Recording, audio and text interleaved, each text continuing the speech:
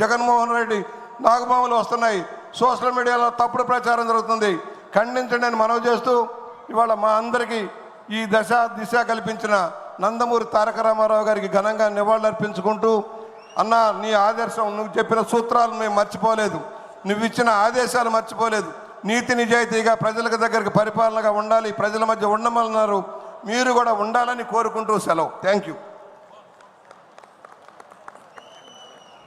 Thank you sir. తర్వాత మాజీ హోంశాఖ మంత్రులు శ్రీ నిమ్మకాయల చినరాజప్ప గారు ఇదే యుగ పురుషుడి గురించి మాట్లాడాల్సిందిగా ఆహ్వానిస్తున్నాం.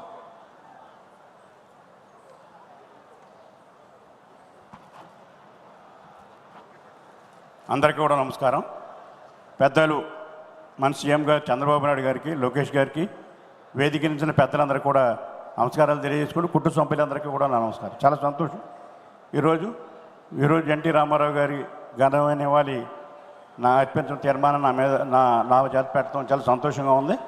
ఎందుకంటే ఆయన తోటి పనిచేసిన వ్యక్తిగా నాకు ఈ అవకాశం ఇచ్చినందుకు మరి పెద్దలకు అభినందన తెలియజేసుకుంటూ, ముందుగా చంద్రబాబు నాయుడు గారికి కూడా అభినందన తెలియజేస్తున్నాను. ఎందుకంటే ఎన్టీ రామారావు గారి బర్త్డేని ప్రభుత్వ పరంగా చేయాలని చెప్పి నిర్ణయించినందుకు వారికి ప్రత్యేకంగా అభినందన తెలియజేసుకుంటూ, అలాగే ఎన్టీ రామారావు గురించి అందరికీ తెలుసు. మనకి ఎన్టీ రామారావు గారు ఒక యుగ పురుషుడు. ఆయన మకుటం లేని మహారాజుగా సినీ పరిశ్రమలో పనిచేసి ఆయన అనేక సినిమాలు యాక్ట్ చేసి ఆయన పాత్రలు కూడా కృష్ణుడు రాముడు పాత్రలు వేసినప్పుడు కూడా ఆ పాత్రలు మనం చూస్తుంటే నిజంగా దేవుళ్ళ చాలా తెలుగు ప్రజలందరూ కూడా పూజించే పరిస్థితి మనకు తెలుసు. అన్నీ కూడా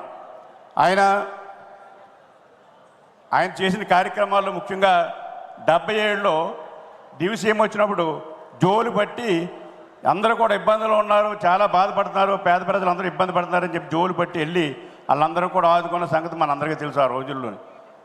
తర్వాత వచ్చినప్పటికీ ప్రజలకు సేవ చేయాలి, ఈ కాంగ్రెస్ గవర్నమెంట్ చాలా దారుణంగా ఉంది, ఆంధ్రప్రదేశ్ పాడవుతుందని చెప్పి ఆలోచన వచ్చి ఆయన ఒక పార్టీ పెట్టి తెలుగుదేశం పార్టీ పెట్టాడు. ఆ పెట్టినప్పుడు కూడా ఎవరు పెద్ద లేకపోయినా అంత యువకులందరూ కూడా ముందుకు వచ్చి కూడా ఉండి మరి ఆయన పార్టీని ముందుకు తీసుకెళ్ళి 9 నెలల్లో ప్రభుత్వం ఏర్పాటు చేయడం జరిగింది.